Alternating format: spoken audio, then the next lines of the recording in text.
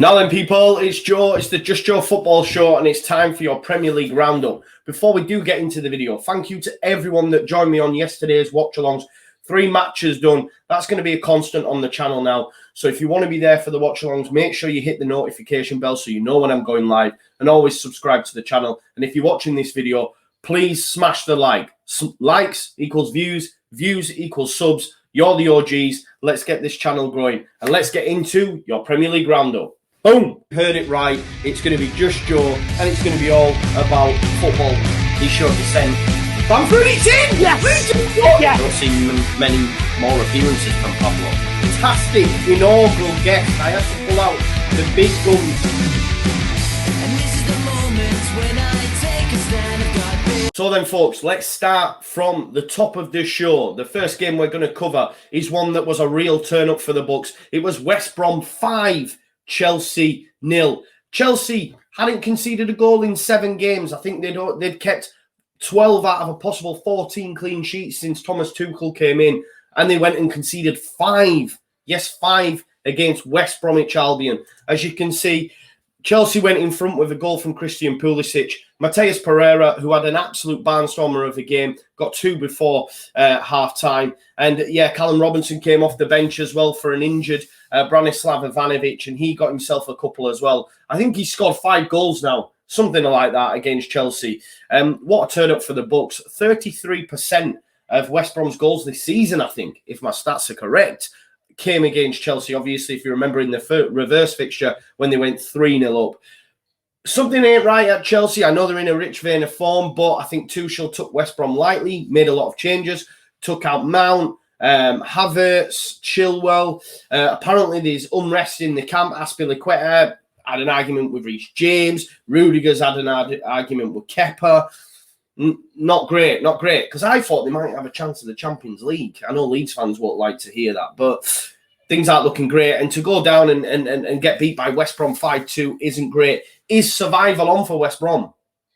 It's probably too little too late, but what a way to boost momentum, picking up 3 points at Stamford Bridge. I think that equals Chelsea's worst ever result at Stamford Bridge as well. But yeah, a 5-2 win for West Bromwich Albion. What a turn up for the Bucks. Coupon buster, fantasy Premier League buster, all that jazz. No one expected that. No one expected that. But yeah, buzzing. Happy days, West Brom and Big Sam. And on to the next fixture, of course, was Leeds United. Leeds United in the Yorkshire derby put Sheffield United to the sword. If anything, the scoreline flattered Sheffield United, if you ask me. Leeds United let them back in, as we always tend to do, due to errors that were made. But, look, we were comfortable from minute 1 and probably should have scored more without having clear-cut chances. But Leeds United won that game 2-1 with goals from Jack Harrison and an own goal from Phil Jagielka. Next game, guys, is Leicester City 0, Manchester City 2. Manchester City going for that quadruple. Benjamin Mendy's second goal for City, and Gabriel Jesus got on the scoreline as well with an assist from Raheem Sterling. The pass from Kevin De Bruyne prior to that second was an absolute monster.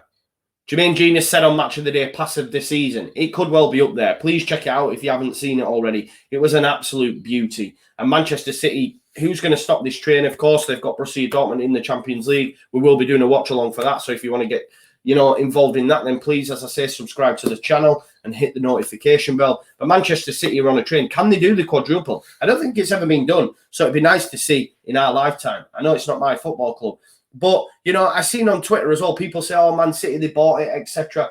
But something to consider is, and I don't know if it was Pep Guardiola who said this, but I've seen a Pep account. I know it isn't Pep's account, but I've seen a Pep account on Twitter mention when Real Madrid were buying all these gluttonous players, Figos, Beckhams, Zidanes, etc. They were called the Galacticos, and everyone praised it. But when City are buying up players, it's City are ruining football with their oil money. Something to think about, isn't it? But they are on for that quadruple and could well do it. Last game of the day then was Arsenal versus Liverpool. Diego Jota, what a signing he has been, getting on the score sheet, and Mo Salah as well, making it 3-0 to Liverpool. Trent Alexander-Arnold had an absolute barnstormer. Beautiful assist for Diego Jota's header as well. And for me, Liverpool still have a chance of that top 4. I said it. You guys know I've said it. I've said it for a couple of weeks now. They're still not out of it. And with Tottenham and Chelsea both dropping points, Liverpool must be rubbing their hands. Arsenal, what's going on at Arsenal? It was actually Mikel Arteta's 50th game in charge of Arsenal, and he's took them backwards, guys. I know Arsenal fans, or certain sections of the Arsenal fan base won't like this. I know my man Gal won't like it, but he has took them backwards. I know he's won them an FA Cup, but where are they going? What are they doing? I think defensively they're shocking. I thought Gabriel had a stinker, especially in the second half. And if they don't win the Europa League and get Champions League football, it is a woeful season. Leeds United have just been promoted and arguably may finish above Arsenal. That tells you where Arsenal are at. This is a notoriously huge side that notoriously fight at the top end of the table, and they're sat in 10th. It's not good enough. It is not good enough. And what does that mean for the top six then? As we've mentioned, this was prior to Tottenham playing, but of course, Tottenham dropped points against Newcastle anyway, which we'll touch on a little bit later on. But as you can see, there is only now a 2-point gap between Liverpool and Chelsea. Who's going to get in there? Please let me know in the comments, guys, who you think will be in that top six. I want it in the order as well. Obviously, Man City are going to win the league, but who's going to come second, third, and fourth? For me, that fourth spot is between Chelsea and Liverpool. I don't see Leicester dropping out. I don't see Manchester United dropping out, especially with them winning yesterday, all but confirming that top four spot. So let me know in the comments, guys, who makes your top four places. And then we went on to Sunday, and what a game. A game full of goals we got started off with. This was goals galore. If you're watching the watch along, will have seen that. But unfortunately, I didn't do it for the first one, and this was arguably the best game of the lot. Southampton coming from 2 goals down against Burnley to win 3-2. A Chris Wood pen and a brilliant strike from Matej Vidra put Burnley 2-0 up. And arguably, when Burnley go 2-0 up, they see out the game, but it wasn't to be. An inspired performance from that man, Danny Ings. Will he be a Southampton player come the end of the season? Who knows? City may be interested. They don't want to get involved in a bidding war for Erling Haaland. Maybe Jose Mourinho looks at Danny Ings. I'm not sure. Will there be a mass exodus at Spurs? And will Danny Ings come in to replace one of their elite players that could be on the way out? Who knows? But what a performance it was from Southampton to come from 2-0 down. And to be fair, their league form hasn't been great, so it's something they needed. And Danny Ings was in inspired form and he's a great striker. We all know that. Next game we're going to look at, guys, was Newcastle 2, Spurs 2. We did a watch-along for this game, the first one,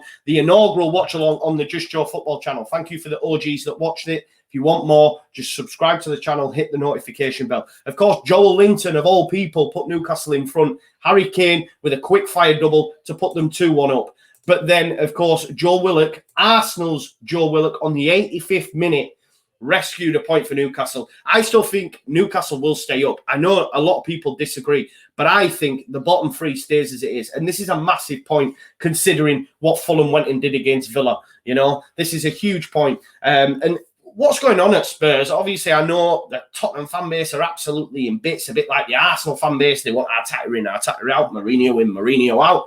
But Mourinho, if he wins him a trophy, it's a good season, is it not? Tottenham fans, tell me if you're watching this, if he wins you the Carabao Cup, it's a good season. When was the last time you won a trophy?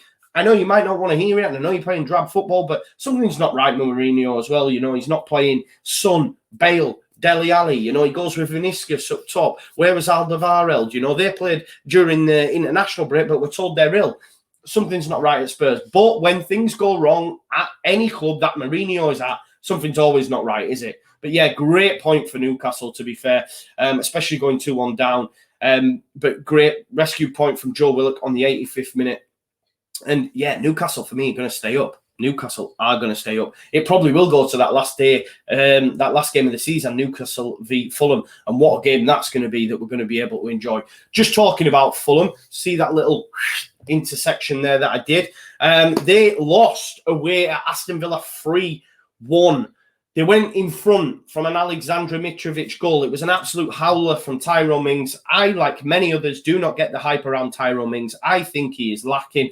It smacks a little bit of the Pontus Jansson situation at Leeds in that he bangs his chest sometimes. He roars and the fans love him, and I get it if he's at your football club, but I do think he's lacking. And he made an absolute howler for Alexandra Mitrovic to put one in front. But then Fulham absolutely fell to bits.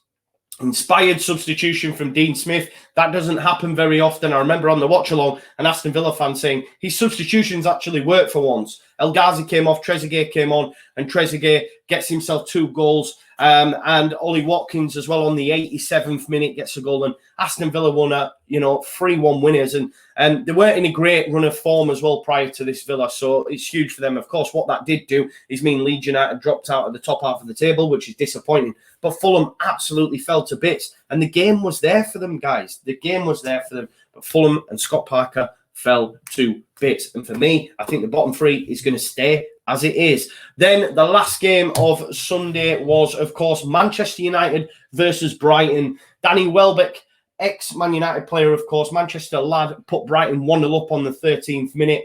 But goals from Marcus Rashford and Mason Greenwood late on the 83rd minute wrapped up all the points for Manchester United. It was always coming for me. Welbeck could have arguably had a penalty, but there probably wasn't enough in it. He was impeded by Harry Maguire. Who else, of course? Who else? But there wasn't enough in it. And Manchester United won the game. And for me, all but confirmed their top 4 spot now. Is that a good season for Manchester United, though? Just top 4 football? Not for me. Manchester United fans, if you're watching this, let me know. And just a little bit of extra bit for your top scorers, obviously, with Harry Kane getting 2. He now leads the top scorers charts. Of course, in 4th spot, Patrick Bamford. You love to see it. Up there mixing it with the big boys. But Harry Kane now with 19 goals. And I don't know how, probably the same amount of assists. Mourinho said, if you stay with me, I will turn you into a beast. And he has done that. It's just the rest of Tottenham's got it shit. But Harry Kane leading the scoring charts and absolutely smashing it as you would expect because he's an absolute goal machine. And of course, Monday, guys, Monday Night Football will bring you Everton versus Crystal Palace, which I myself on the Just Joe Football Show will be doing a watch along for Everton versus Crystal Palace. Unfortunately, there won't be one for Wolves versus West Ham because I will be over on All Leeds TV doing Monday Night Football with the Auto Better Know podcast, so make sure you check that out as well. But you'll be able to get watch-alongs aplenty. Go check out Corey on the West Ham Way. He'll be doing a watch-along for the Wolves versus West Ham game if you want to get your fill of that. But as I say, thank you so much for watching. This was your Premier League Roundup. I hope you liked it. Let me know your thoughts in the comments on the video on any points that we've touched on. Will Danny Ings stay at Southampton? Who will get the Golden Boot? Will Harry Kane just continue to score goals even though Tottenham are being poor? Who's been your signing of the season? Diego Jota's up there, but for me, Rafinha, that man at just 17 million has got to be. Who's going to be relegated? Who's going to get in that top 4 spot? Let me know your thoughts in the comments. Thank you as always for tuning in. Smash a like, subscribe to the channel, and I will see you later on tonight for Everton versus Crystal Palace. Peace!